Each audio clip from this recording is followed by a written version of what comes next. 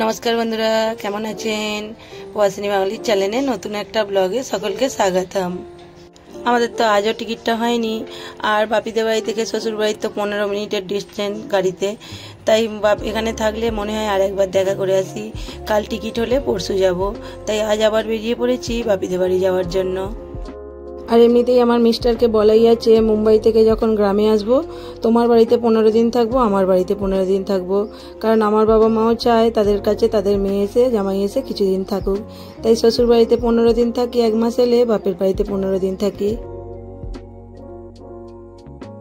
বেরিয়েছি বাপের বাড়ি, একা তো যাচ্ছি না, সঙ্গে আরো সবাই আছে। রিয়া তো গিয়েছিল আমাদের বাড়ি, রিয়া ভাইজি, আর তার সঙ্গে যাচ্ছে এটা আমাদের নাতনি, আমাদের মেজদির নাতনি, আরো আছে দেখাচ্ছি 1 মিনিট। এখানে যাচ্ছে 3 ভাসুচি, শিল্পা, হাই গাইস, আমি রিয়া, জম্পা আর এটা রিয়া। তোমরা কেমন আছো? লাইটটা তো নেই না, বলো। আমি শিল্পা, আমি রিয়া, আমি ঝুম্পা। এটা আমার 3টে ভাসুচি, এইটা আর এইটা শেষদার মেয়ে, আর এটা আর আমার ভাইপো আর আমার 2 ছেলে ওদের পাপার সঙ্গে বাইকে যাচ্ছে। আমাদের এখানে জয়নগরে নেমেছি, এখান থেকে মিষ্টি নেওয়া হয়। হ্যাঁ, জয়নগরে এসে গেছি, মিষ্টি তো নেওয়া হয়ে গেছে, ফুচকা খাওয়া হবে সবাই মিলে। এবার সবাই লাইন দিয়েছে, ফুচকা খাবে।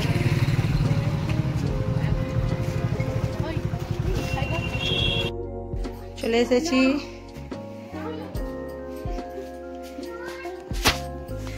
আমাদের গোপালদেরকে আরেকবার দেখে নিন।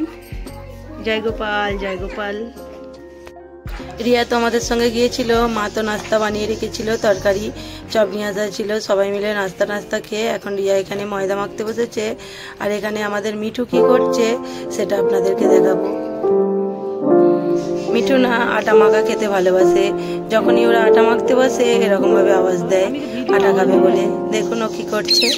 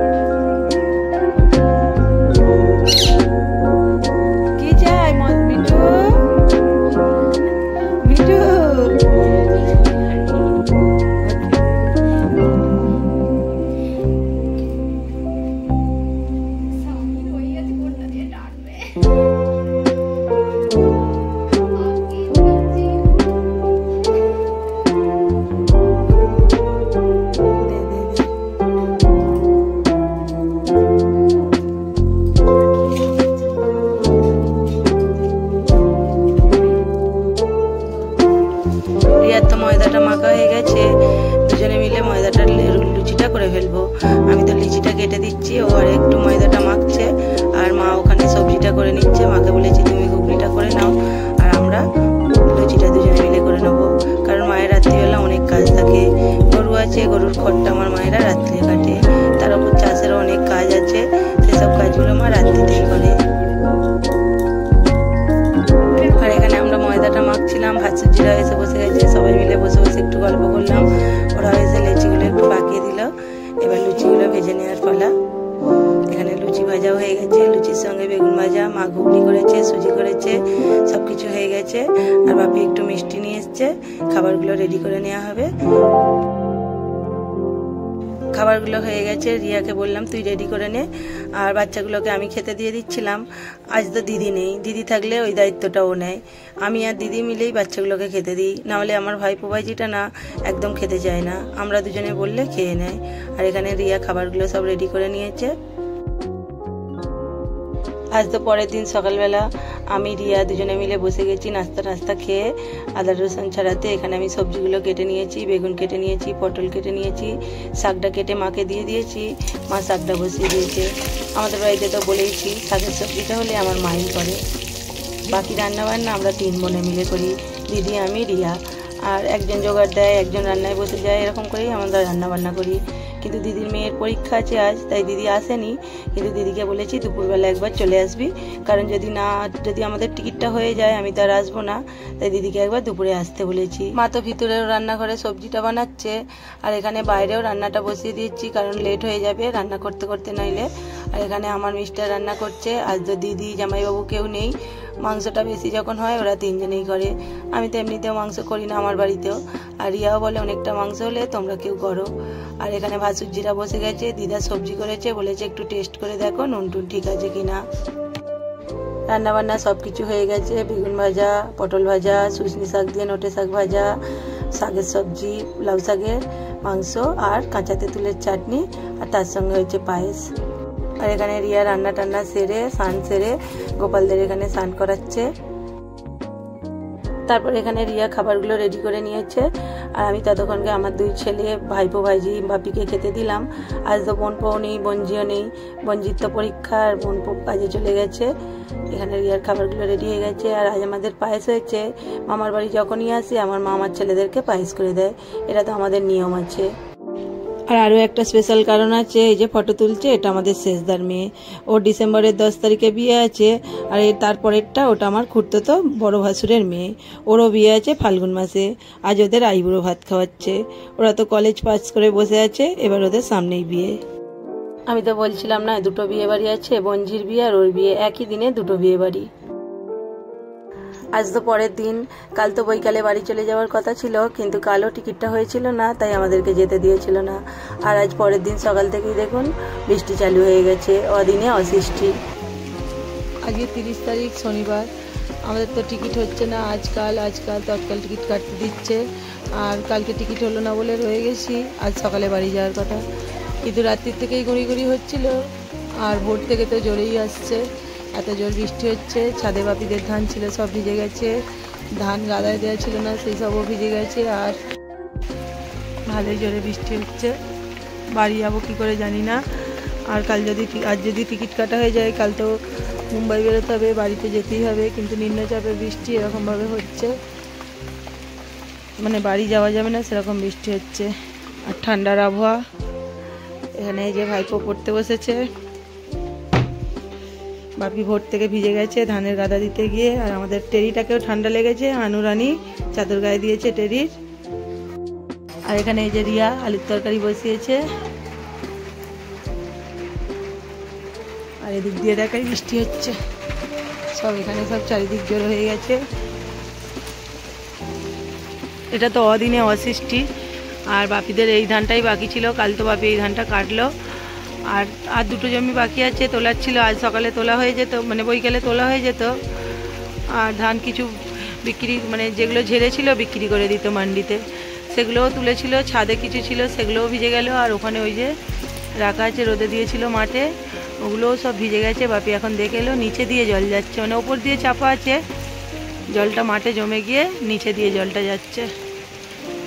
কি বলবো, সময়টা খারাপ যাচ্ছে। বাপিদের আলু বসানোর টাইম, এই সময় বৃষ্টি হয়ে গেলে আলু বসাতে আবার এক সপ্তাহ পিছিয়ে গেলেই আলুটা অনেকটা নাবি হয়ে যাবে। আর চাষটা যখন নিচের দিকে, মানে যত লেট হবে আলুটার ফলন ভালো হয় না। শীত থাকতে থাকতে আলু বসিয়ে দিলেই তো ফলনটা ভালো হয়।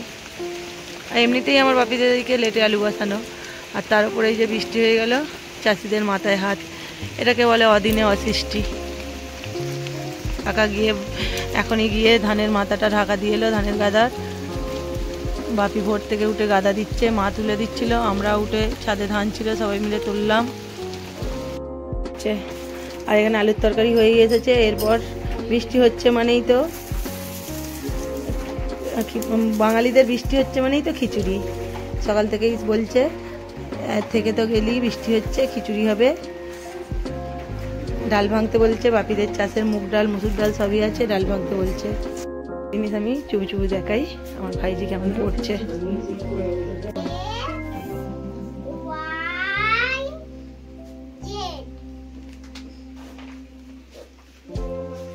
আবার দৌড়াতে পড়ো।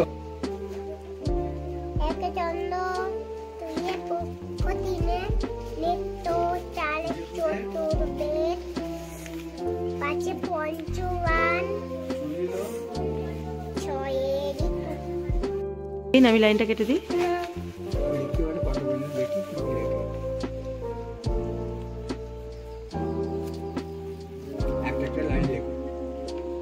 পায়ের ওপর রেখে লেখে না, নিচে রেখে লিখতে হয় জানো। সত্যি করেছে? লেখো না, সব ডাকাচ্ছে।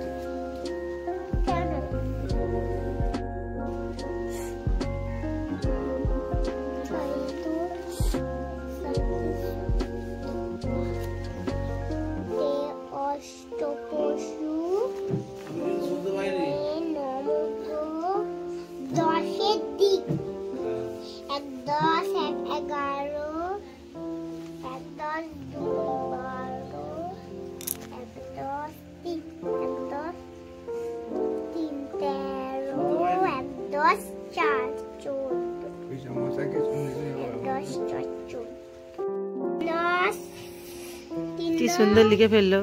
দাদা ভাইদেরকে তো পড়তে বসতে বলে বলে আলা ওপরে গিয়ে বসেছে দুজনে, আর এখানে একা একা বই নিয়ে এসে বসে গেছে। মা বিছানা তুলে নিয়ে তার উপর বসে গেছে, লিখতে এসেছে। আর আমি ভিডিও করছি জানে না, চুপু চুপু এসে বসেছি। ভিডিও তো করতে দেয় না। আমার বাপিকে তো বসে বসে পড়া শেখায়। আমার বাপি যদি ভুল বলে বলবে তুমি ভুল বলছো, ইচ্ছা করে বাপি ভুল বলে দেখে ও ঠিক বলছে কিনা।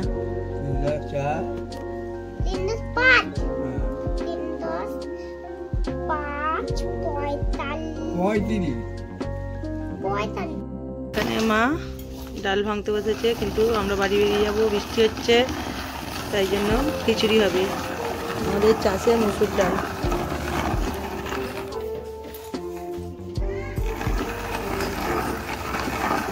মুসুর ডাল মুগ ডাল সবই আছে চাষেরই। মুগ ডালও চাষ হয় আর মুসুর ডালও চাষ হয়। এটা তো ডাল ভাঙার একটা অতি পুরানো যন্ত্র। এটাকে কি আপনারা কেউ চেনেন? যারা দেখেছেন কোনো দিন কমেন্ট করে জানাবেন এটাকে কি বলে। এখন তো বৃষ্টিটা কম হয়েছে, আমরা রেডি হয়ে গেছি সবাই। টোটোকে ফোন করা হয়েছে, টোটোওয়ালা এলেই বেরিয়ে যাব। কিন্তু মেঘ করে আছে, নিম্নচাপে বৃষ্টি সারাদিনই হয়তো হবে। চাষের আমাদের সব রকম ডাল, গম, আলু, তিল, পাট ওগুলো তো হয়ই, আর এরকম কড়াই, সব কিছু কড়াইও আমাদের হয়। এখন তো বাড়ি বেরিয়ে পড়েছি। মাঠে জল কতটা জমে গেছে দেখুন রাত্রির বৃষ্টিতে। এগুলোতে আর কি করে এখন আলু হবে। এখন তো বাড়ি বেরিয়ে পড়েছি। মেজদিকে ফোন করে বলে দিয়েছি আসছি, আর যেহেতু বৃষ্টি হচ্ছে মেজদি এখানে খিচুড়ি বানিয়েছে।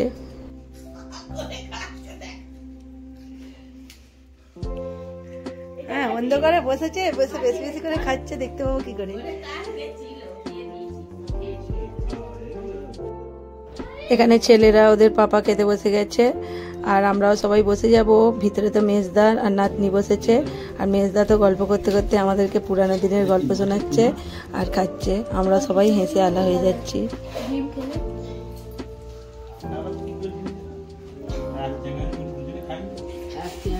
তাহলে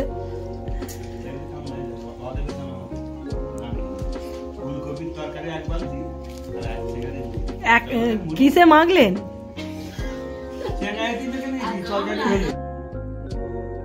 এখানে তো সবাই আমরা খেতে বসে গেছি, মা, মেজদি, আমি, ছেলেরা সবাই বসে গেছি।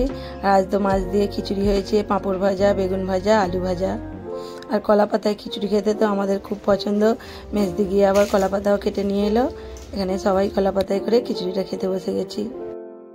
আর আজ আমাদের টিকিটটা হয়ে গেছে, কাল তো চলে যাব। আবারও গিয়ে কিছু কেনাকাটি বাকি ছিল, ওগুলো করে নিয়ে এলাম। মায়ের জন্য 8 পরো আরও একটা কাপড় নেওয়ার ছিল, সেটা নিয়ে এলাম। ব্লাউজ ভাসুজির জন্য, আর এখানে করবীর মেয়ে মানে বোম্বেতে, ওর জন্য একটা লাল পাট শাড়ি নিয়েছি, সরস্বতী পুজোয় পরবে। আমার জন্য নাইটি নিয়েছি। আর চলুন আজকের ব্লগটা আমি এখানেই শেষ করছি। আবার দেখা হবে নতুন একটা ব্লগে। সকলে ভালো থাকবেন, সুস্থ থাকবেন, সাবধানে থাকবেন। আর আজকের ব্লগটা যদি ভালো লাগে লাইক